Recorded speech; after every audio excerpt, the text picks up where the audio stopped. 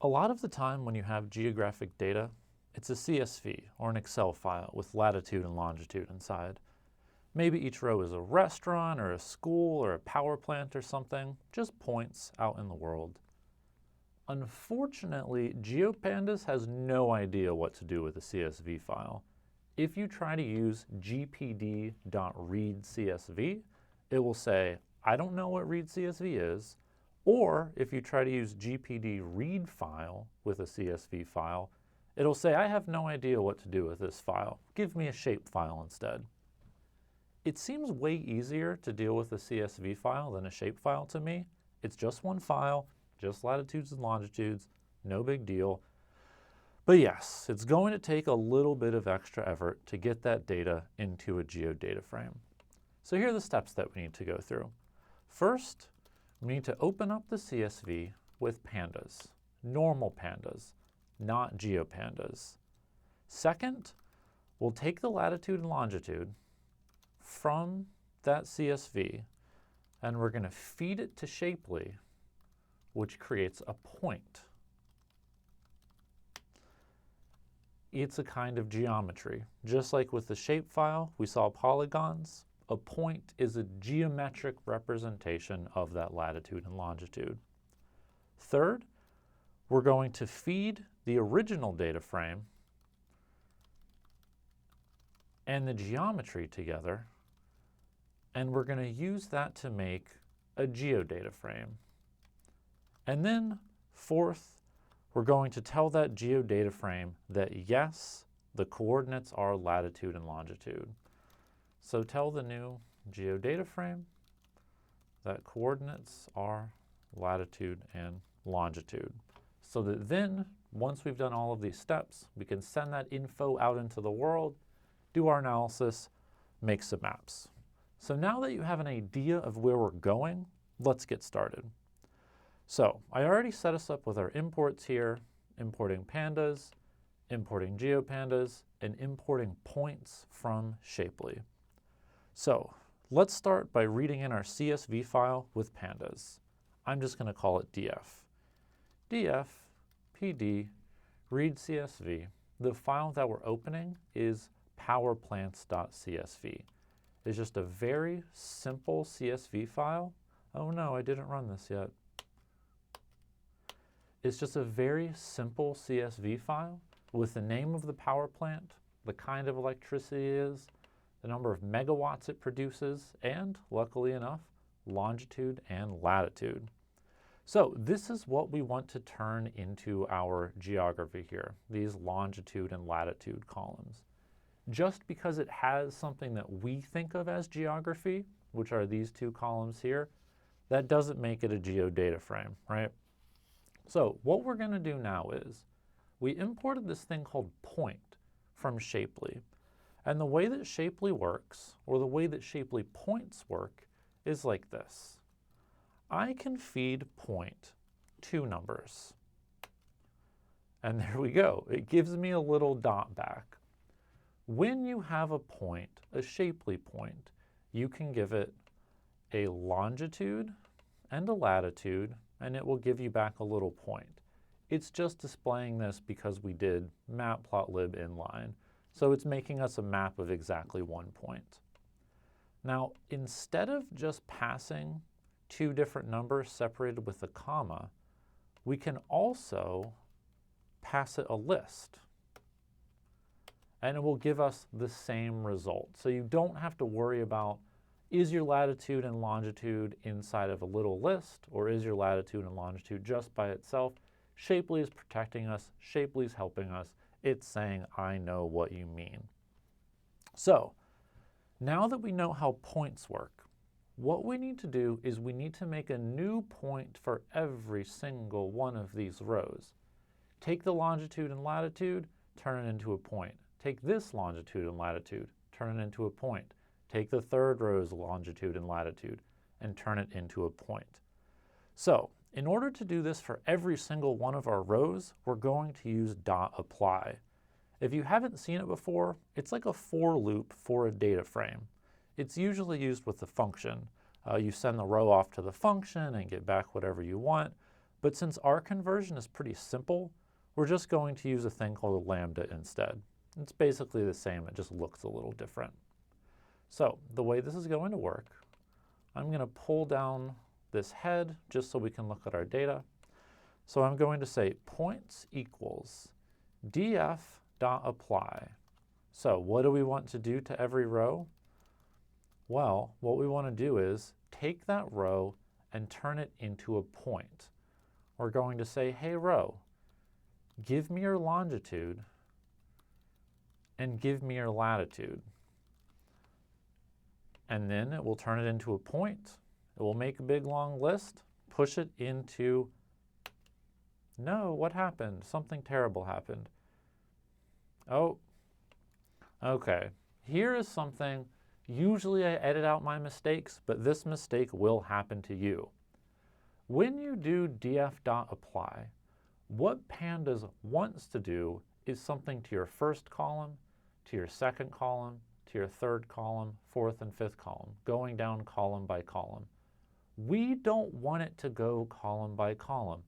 We want this to go row by row by row by row, just like a for loop, right?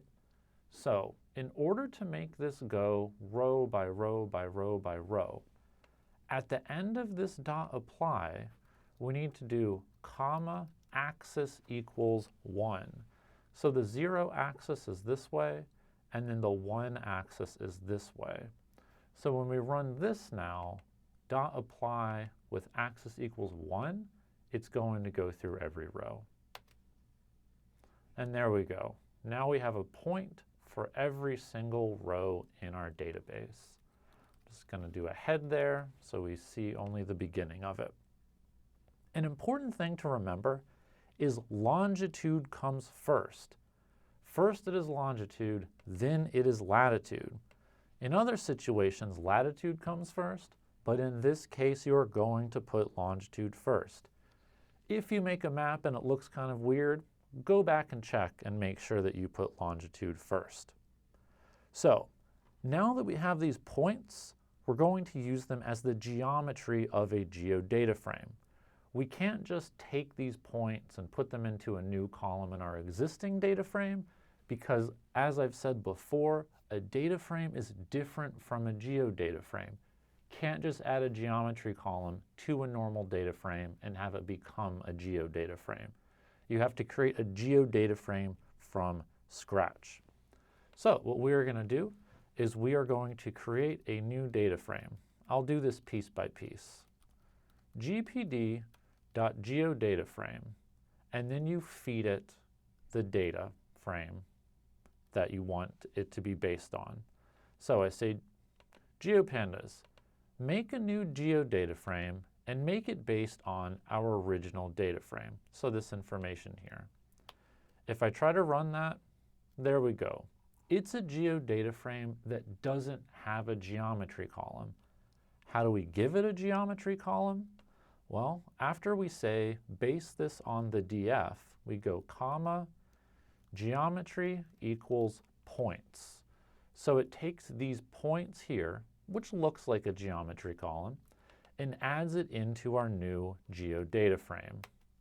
So there we go.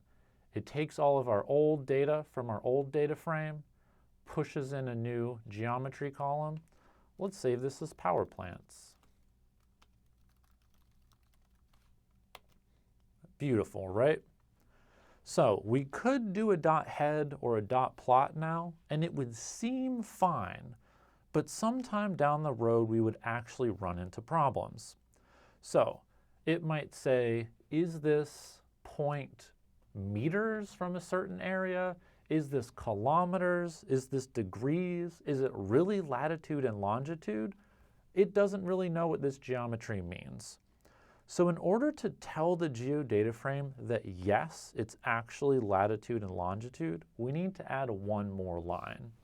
And that line is powerplants.crs equals init EPSG 4326. If I run this, everything's going to look the same. But under the hood, in the geodata frame, it now knows that this geometry is latitude and longitude. EPSG 4326 is a special code. We'll talk more about it later, but it basically means we're talking about latitude and longitude. We're actually going to go pretty in-depth to this later on. We're going to talk about geospatial concepts like datums and spheroids and projections. But for now, just know that every time you read in latitudes and longitudes, you're going to need this line to set the CRS. So, same as we did with our shapefile before, or same as we did with our shapefile before, you can do .head on this to see the first few. Even though it's a geodata frame, it can do all of the same things that a normal data frame can do. We can also do powerplants.plot. Because this is a geodata frame, because it does have geometry, in order to make a map, all we have to do is a dot plot.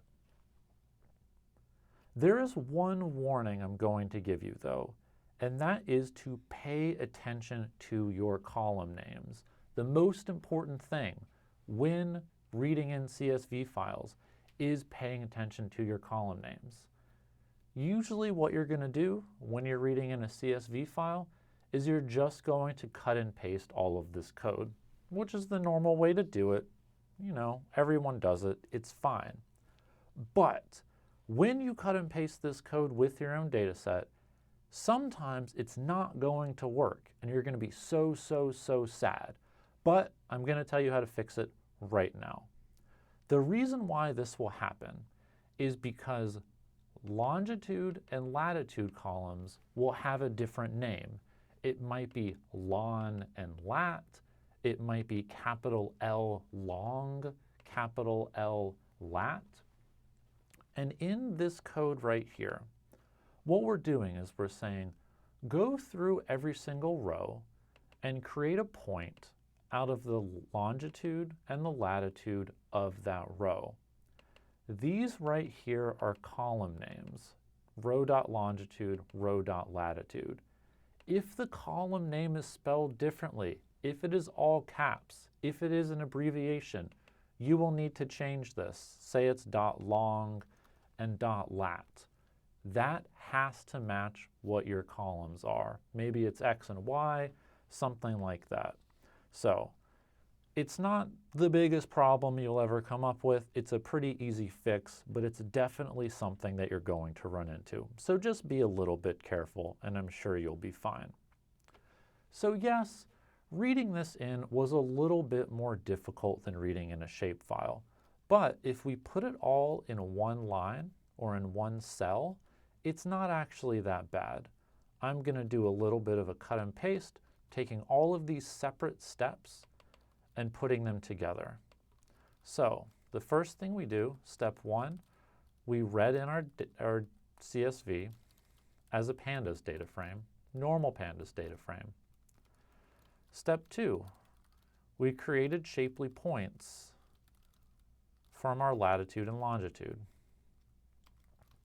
Third, we made a geodata frame out of our data frame plus our new points.